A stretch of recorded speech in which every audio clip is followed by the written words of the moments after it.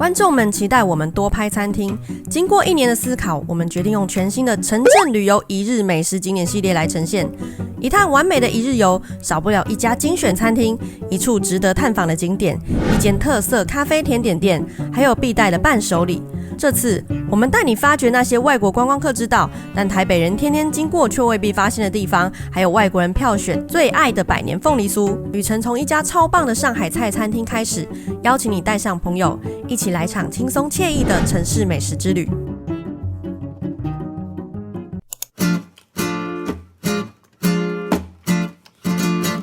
我们今天来吃餐厅，刚好应观众要求呢，想要看一些餐厅的系列。那我们今天也是刚好跟朋友约啊，也是不太适合去吃小吃。那我们就来到上海乡村这间新开的分店，叫做南京16。那这家店呢，主要是以上海菜跟浙江菜为主。那我们来看一下菜色有什么。开饭前来一壶茶是基本的，它的茶汁是算人头的。然后呢，我们先来吃它的上海菜饭，它做成这样金字塔的造型，非常的精致。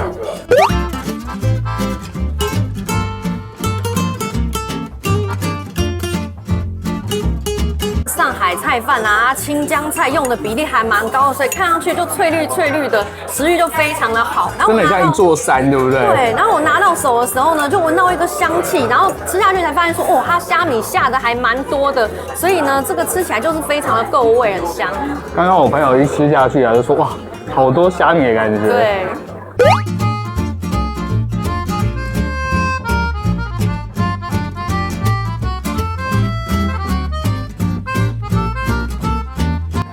多的观众就知道我平常对鸡肉有一个标准，有肉冻就给过。然后这个是绍兴醉冷鸡，它那个绍兴酒真的是非常的够味。我刚刚朋友是说他开车来啊，然后吃这个，他觉得哇真的是非常厉害，可是有点担心，不会啊，应该不会那么夸张啊。我这个朋友也是吃货，他其实在我们频道出现蛮多次的。他说：“哇，这个你们一定会讲了很多，因为真的好吃。”对，他说这个呢，它的那个绍兴酒味非常的有层次。其实我们吃过蛮多的醉鸡，那酒味重的呢，有的会像是你刚起床的时候，人家拿一盆冷水直接泼到你的脸上，但这个不是，它是那种慢慢的、很温柔的提醒你它的存在，后面才慢慢显现出来的。毛巾沾水，然后温水擦你的脸的感觉，这也太舒服了吧？对啊，然后它枸杞的甜香呼应它的酒香，我觉得是很赞的一道菜。不过他这个人平常蛮喜欢被酒泼醒的。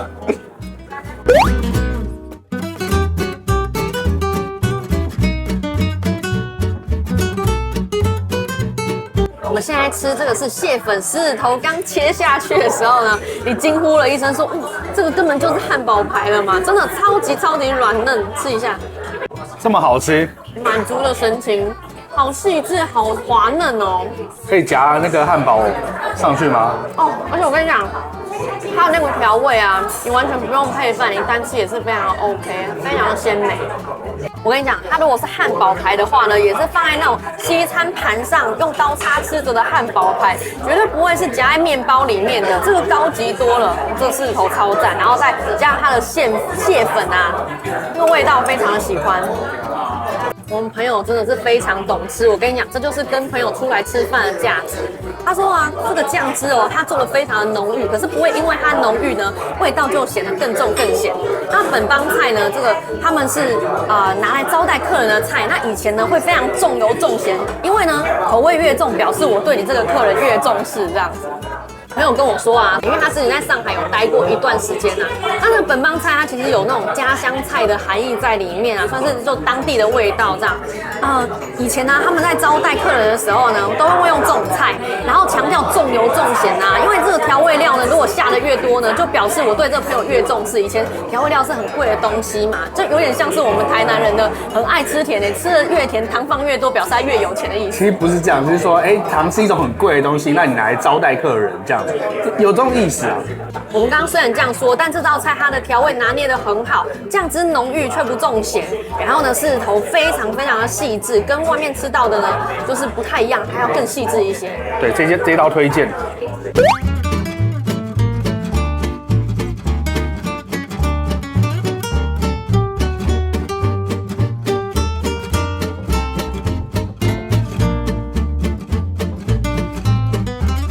也也是本帮菜里面经典的一道菜色，叫做葱烧排骨。它的外皮呢稍微是有点脆脆的哦，可是呢里面呢还是非常软嫩，像我刚刚一夹起来，它就整个分离了。那个葱烧就是葱的味道呢，真的也是烧得非常的进去，所以你一咬就能够淡淡的吃得到那种葱的香味。它那个葱烧的味道全部扒在那个酱里面了。对对，然后再来是呢，这个菜色呢，它菜系啊，它其实是很强调酱汁的用法啊，然后稍微会有点甜口。不过呢，他们已经调和成比较适合台湾人的口味了，虽然有甜，可是也不会太重。它这一道菜啊，非常有层次感。首先是外面有一个浓浓的酱汁，然后吃到那个肉的时候，肉感非常有咬感的。然后最后呢，你会吃到肥而不腻的那个油脂啊，我刚好吃到一块里面是有带软骨的，所以整个咬下去超爽的，脆脆的感觉。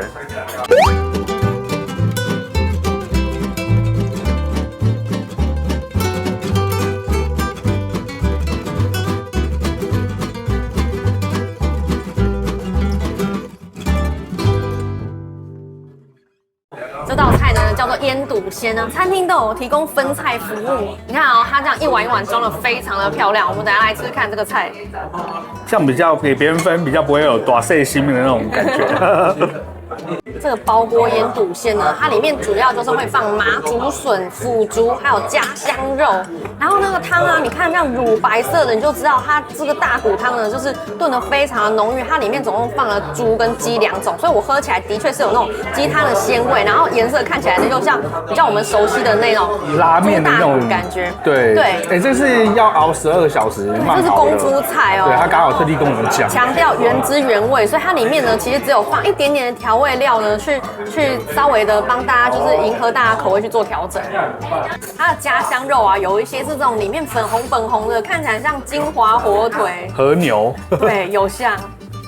哦，这个是五花肉，然后像我们平常在小吃摊啊是没有办法吃到这种口味的东西，像猪脚店啊都没办法，因为它把这个皮啊熬到有点绵，然后化掉的感觉，然后重点是它肉感还维持得非常好，我觉得温度要控制得很好才有办法做成这样。里面的麻竹笋非常的清甜，我刚手呢不小心有淋到一点汤汁，结果现在整个手呢都是黏黏的，表示说它的胶质感是很重的。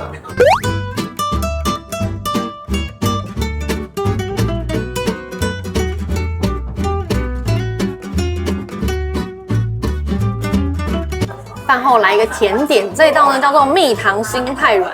心太软呢，它其实是一种就是把红枣啊稍微去核挖空，然后呢再填上糯米的一种点心。它比较特别是他们总共做了4种口味，就是原味、红曲紫薯还有南瓜，超特别的这个。这个味道很淡雅舒服。我们之前在别的地方也有吃过心太软。可是呢，我记得那道菜是还蛮甜的，但是它把这个甜味呢，大概就是限缩在红枣自然甜味的范围上面而已。除了红枣本身的自然甜味之外呢，我们看到这个红枣外面啊有点亮亮的，是他们有刷一点桂花酿啊，所以吃起来有点淡淡的花香。它每一颗的口味啊，真的都有一些差异，然后呈现自然食材的风味。那里面呢，我最喜欢的是红曲的味道。饿了吗？现在上海乡村的美味，您在家也可以吃得到。看完影片，大家都肚子饿了吧？每次你们都怪我们说，常常在深夜放火，害你们都睡不着。那这次呢，我们就特别跟上海乡村谈了一档团购，让大家不用出门就能享受到跟餐厅一样的美味。上海乡村的冷冻宅配呢，主打的是你在家里加热过后呢，就跟在餐厅啊吃他们厨师煮的一模一样。事实上呢，这些菜品啊，也的确都是上海乡村的厨师做的，不是说研发过后呢就交给外面的工厂哦。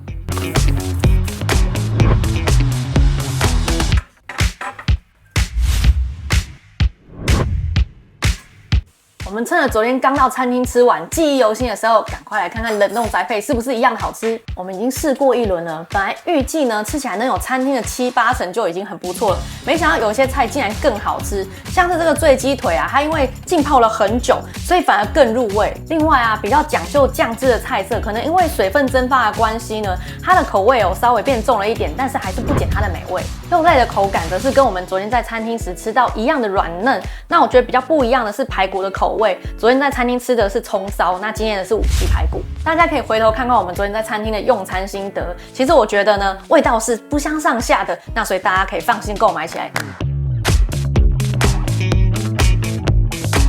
现在刚好是清明连假，接下来端午节就要到了，所以我们也一起帮大家准备了端午双享粽礼盒。这里面呢，一次就集合了经典跟豪华2种阵容，分别是无锡鲍鱼干贝粽跟金沙风肉粽。不管你是要自己吃还是送人，都很适合哦。这一颗是经典的金沙风肉粽，你看它的蛋黄这么饱满，这么大颗。这颗是无锡鲍鱼干贝粽，你看这是它的鲍鱼，那干贝在旁边，那一样这颗也有蛋黄哦。这2颗粽子的口感都非常的厉害，像这个米粒呢，它是粒粒分明的，很 Q 弹。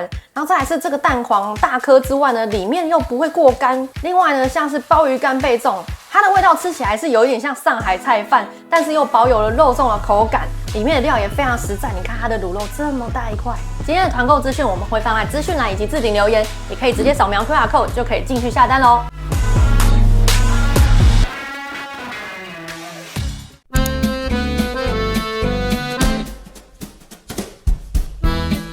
我们现在来到袖珍博物馆，也是这附近的景点啊，所以我觉得大家如果来这附近的话呢，可以一起顺游起来。这是亚洲第一座专门收藏当代袖珍收藏品的博物馆。那我其实从很久以前就想要来这边了。那我们以前啊，小时候看那个电视。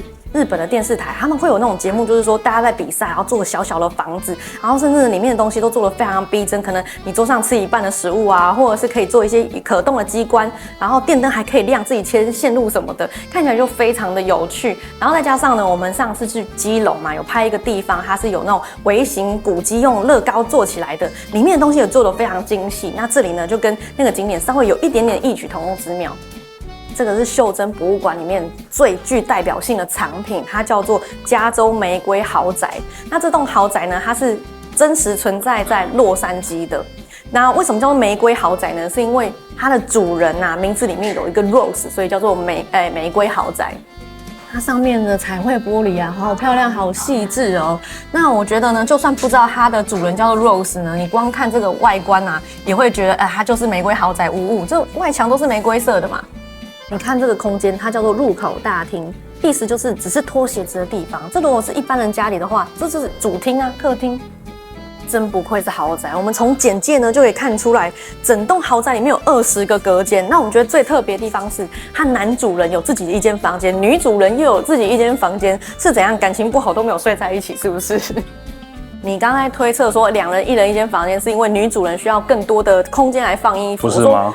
你太低估有钱人世界，他们衣服自己有一间房间。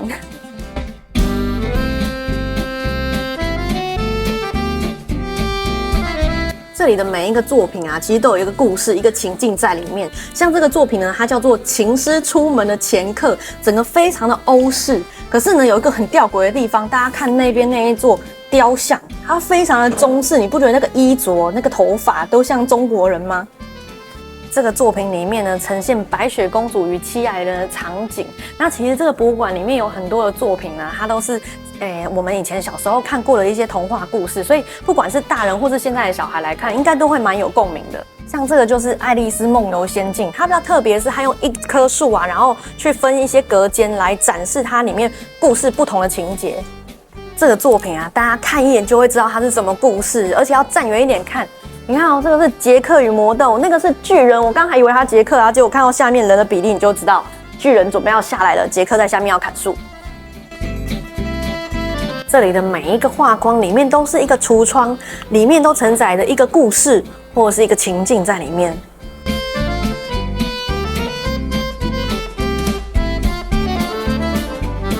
这应该是一座城堡，里面戒备森严，有非常多的士兵在演练。这个如果是我们弟弟一定超喜欢，他最喜欢把这种动物啊、小人拿出来排排站。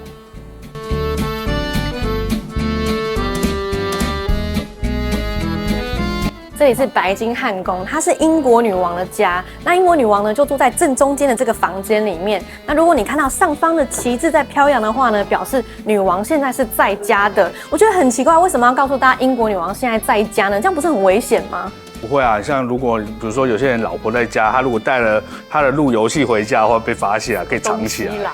对啊，大家应该知道路由器是什么吧？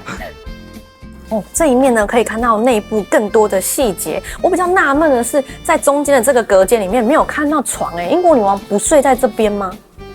逛了一圈下来啊，我觉得还蛮像是做了小小的一趟欧洲旅行，算是解了一下我们不能够轻易到欧洲去玩的这种遗憾了。然后呢，我们刚在参观的过程中，发现身边的外国游客也是蛮多的，几乎占了6、7成以上这样子。我觉得大家都自己人不知道这里，然后可是外国人却都知道这里。对，这个博物馆呢，它算是藏在大楼里面的地下室，算是在市区里面大家不太容易会去发现到的一个景点。对啊，觉得有意思的话，其实是可以进来参观一下的。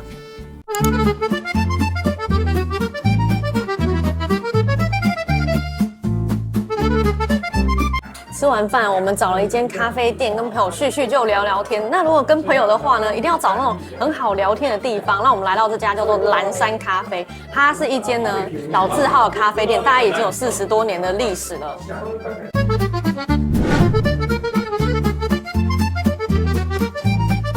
我们餐点都上来了，我们在评论上面看到人家说啊，你用星巴克的价钱，然后可以得到翻好几个等级的这种价值，我觉得真的讲的没错哦。因为我这个点一个松饼套餐啊，它的价钱是210，那因为我今天选的咖啡比较贵一点点，不差价，所以这样子加起来240。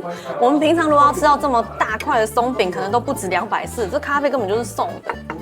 而且我跟你说，我配的咖啡不是单纯的美式哦，它可是单品，这一杯是花神。我跟你讲，他们这原本是做咖啡批发的，自己弄咖啡的，所以他们自己开这间店来卖这些，所以他可以用成本价卖你，不是成本啊，就是说比较更便宜的划算的价格。我们会选择这间咖啡店原因呢，是因为它的氛围很轻松，很适合来这边聊天。很多商务人士呢都会在旁边谈生意什么的。然后呢，他这个老板呢是台湾咖啡教父，非常的厉害，所以我们想说，那就带朋友来一起品尝一下他的咖啡。听说好像也80岁，台湾咖啡泰斗，听起来就很厉害啊。这杯呢就是我们先生的定分，他每次去到哪里都要点西西里咖啡。因为我喜欢喝冰的，又喜欢来一点点酸酸的口味。它里面的柠檬是真的有柠檬粒在里面，不是糖浆的。咖啡的那个味道也很好，很值得对啊，而且我朋友是非常挑嘴的人，你咖啡不好喝，他马上就被送。人家脾气没有那么不好啊。虽然我们不是很懂咖啡啊，可是我觉得好喝的咖啡就是好喝，不好喝就是不好喝，好像在讲废话哈。好，但是呢，它的那个菜单啊，非常的细致，就是它会告诉你咖啡的产地，然后呢会把味道清楚的描述在上面，所以你看菜单就会知道说你要做什么样的选择。松饼也是好吃的，简简单单，蜂蜜、巧克力、奶油。那这间老字号的咖啡店就推荐给大家，适合大家来聊聊天，喝个咖啡，喝好喝的咖啡。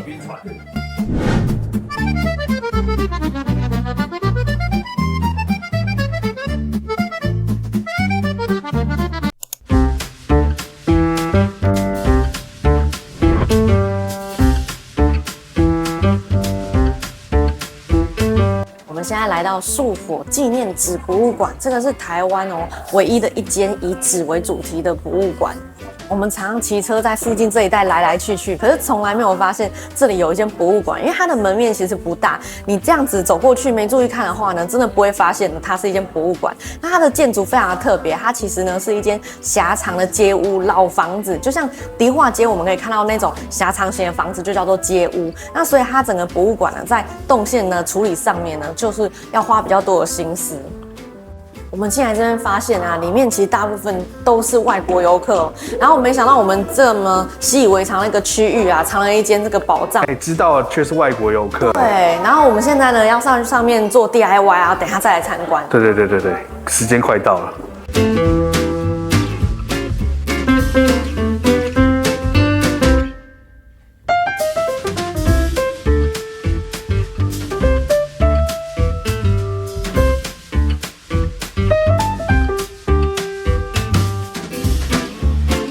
加跟水充分的搅拌。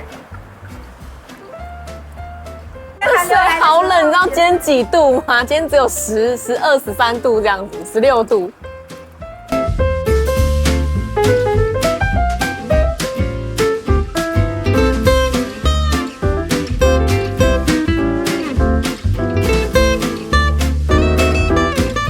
做完 DIY 了。刚刚整个体验的过程呢，还蛮好玩的。老师呢非常的活泼，他的讲解很生动有趣，像是他跟我们讲一些关于纸的历史啊，然后还有博物馆啊它的成立啊，然后以及呢台湾以前呢在埔里这个地方呢，原来有60多间的这个造纸工厂，然后现在可能都还有一些。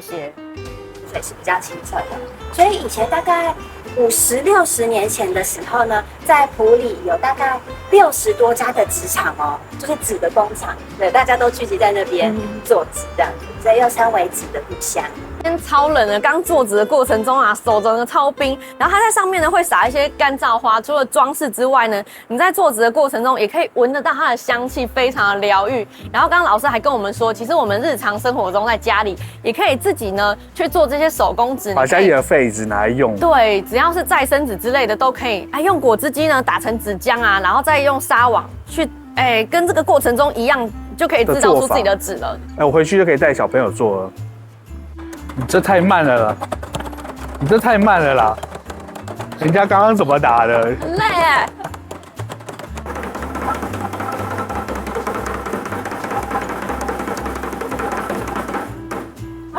这拍完会累，超累。我突然想起来，我以前毕业旅行的时候，好像也有去到南投之类的地方，然后也是有做这个造纸体验。可是步骤呢，跟今天做的有点不一样。我觉得今天的更精致、更优化了一些。像我们今天是把这个纸呢，全部都是水分沥干了之后啊，然后他就会拿到他们底下1楼会有一个烘纸盘，然后在那边烘15分钟。那这个时间呢，我们就可以到馆内去参观。等要离场的时候呢，再去领取自己的作品就可以了。我刚刚最震撼的是，他竟然还在拍那个纸，你拍的好弱哦，然后他拍的好有节奏感哦。平常肌力没有训练，真的好累。亏你还是吉他老师。好，走吧，我们现在去参观吧，等一下再拿纸。OK。我们现在从1楼带大家从头参观一下。那我们在这边呢，就可以看到这边呢都是造纸会用到的一些器具，像我们刚刚做的纸呢，现在就是在烘纸台上面去烘干。那刚刚老师有问我们一个问题说，那烘纸的话，你们觉得可以用什么方式去烘？那因为我以前有做过纸，所以我印象中以前就是用吹风机。可老师说这太累了，那我想说，不然用烤箱。那老师说那个温度太高了，可能会烧起来。对。所以他们呢是用烘纸台啊，他们把温度设定在80度，这样子呢，这个纸很快的就可以烘干，你也不用那么累，然后纸又不会烧起来。还有一种是用晒的，那也蛮久的。我刚刚好奇扫了一下这边 QR code， 发现是英文的导览，所以难怪外国游客喜欢来，对他们很友善啊。我们刚才在做 DIY 的时候，旁边还是香港人哦，所以我说真的是外国游客比我们还懂。地方啊，它在礼拜6下午2点的时候呢，会有一场现场的操演，就是模拟从前在造纸工厂古法制作的情形。那所以呢，就是蛮建议大家可以礼拜6来。那如果想要一并做 DIY 的话，礼拜6的场次哦，就是大家要提早预约会比较好。看这个东西，我们刚才上面做纸的时候啊，用的是超网，然后这个东西叫做超连，这个是更古法他们在使用的器具。然后听说现在还有很多制作手工纸的老师傅，他们还是在使用这种器具，它操作起来比较困难。那你看哦，这个是比较迷你 size 的，墙上那个呢是大 size 的，但是那个才是他们真正的在制作纸的时候使用的 size。平常用到的纸啊，它其实纤维是由各种不同的树种混合而成的。但是如果是手工纸的话呢，可能是单一的树种，因为它可能依据它吸水的特性啊，或者它的张力啊，有一些特殊的用途。所以其实手工纸啊，它的价值在现在来说也还是很高的，然后有很多人在使用的。对，像有些纸可能需要什么墨啊，或是颜色发色不一样啊，就会有差。这还是必须要存在的，蛮有学问的。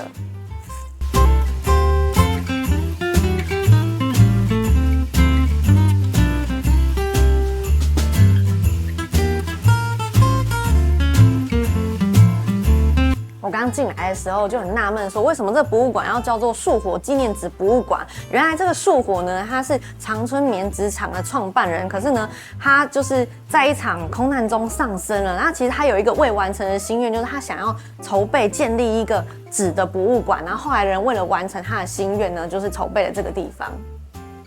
我们上来2楼，现在呢，它展示的是一个冲绳染织啊跟芭蕉相关的特展。其实他们每年特展呢，大概会换个2、3次。我们现在来参观一下。我们在这边可以看到啊，他们用芭蕉的树干哦，然后你就可以取到它的纤维。那这个纤维呢，除了可以做纸之外，它也可以做成布。其实布跟纸呢，它们在原料的源头是一样的东西，可是因为制成的不同，最后就做成不同的东西了。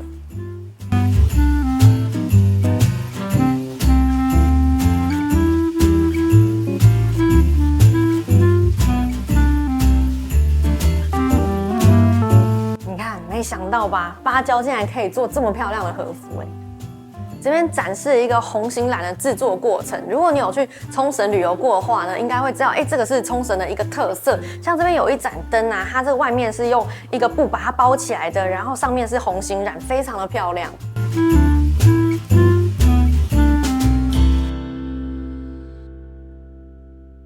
3楼这边呢，主要是在介绍纸的历史，还有它相关的应用。然后其实里面有一些互动的展览，我觉得如果带小朋友来，应该是蛮好玩的。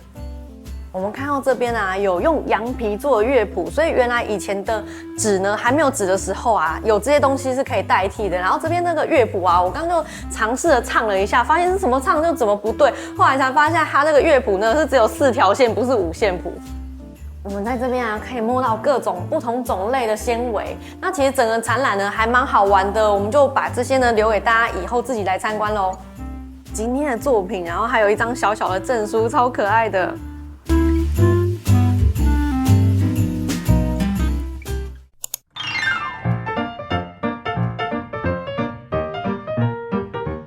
我们逛完树火纪念纸博物馆之后呢，顺道到对面的台北黎记买一些伴手礼。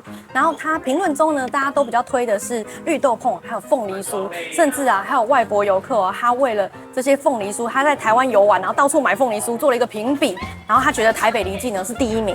这是外国人最喜欢的凤梨酥，台北凤梨酥。我们看到它的凤梨酥啊，有非常多种，真的是会很犹豫，选择困难哦。它有提供试吃，这样你吃完你就会知道说，哦，你要买哪一种带回家。我刚才吃了一口凤梨酥，我觉得它的甜味非常的适中，然后也不会太酸。可是因为我是土凤梨酥跟凤梨酥一起拿，现在混在一起了，我得吃完这个我才能知道它到底是哪一个是哪一个。这个是绿豆小月饼，我们来吃吃看。我买了3个出来吃，因为我的脸皮呢是厚中带薄，不好意思在里面耽误人家的空间跟时间太久。对啊，也是买一点点，所以脸皮有点厚，但是脸皮薄跑出来吃这样。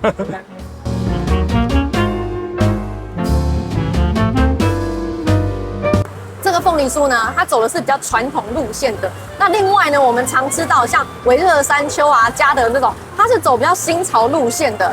这个它的外皮奶香味还蛮重的，内馅咬起来有点 QQ 的，我觉得还蛮喜欢的哦。我觉得毕竟这是100年老店，所以它一定是做传统路线的。我觉得如果以传统路线的这种凤梨酥，它算是极致好吃的。这颗是土凤梨酥，2颗摆在一起呢，才会知道说，哦，它的土凤梨酥其实有做的厚度比较厚一点点，也比较大颗一点，方形的。对，那土凤梨酥它的特点呢，就是会带一点点酸香。那我觉得比起刚刚的传统凤梨酥呢，我更喜欢，这是个人偏好的问题啦。我觉得吃起来呢，味道更有层次一点。真的，我特别喜欢多了一个酸香气的感觉，而且它的皮好像比较柔软一点。土凤梨酥里面的凤梨啊，更吃得到一些纤维跟口感。